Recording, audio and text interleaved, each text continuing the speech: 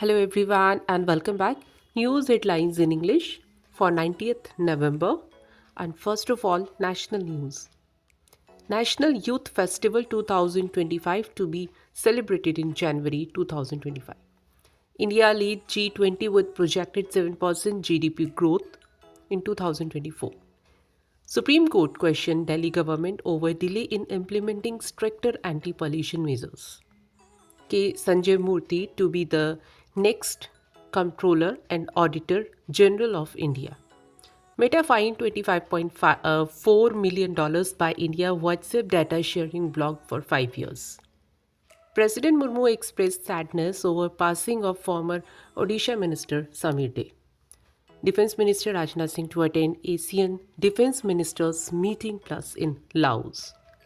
Supreme Court issued notice to Centre over vacancies in debt recovery tribunals. PM Modi arrived in Brazil to attend G20 summit. Now, some international news. Cultural experts asked UN to shield war-torn Lebanon's heritage. Justin Trudeau said made mistakes on immigration, plan big change. Indian community welcomed PM Modi with Sanskrit chants in Brazil.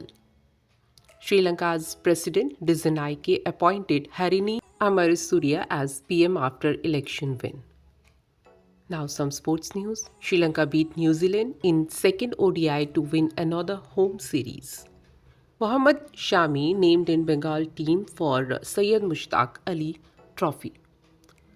Australia scripted unique records after defeating Pakistan in third T20 international. Business related news. Cost of borrowing very stressful. Bank need to make interest rates affordable. FM Finance Minister. Growth in domestic demand bumps up India's net oil gas import bill by 15% in April to October. IT department nudges taxpayers to disclose foreign assets correctly. Strengthen framework to curb unethical practices. RBI governor to bank boards. And that's all in news. Thank you.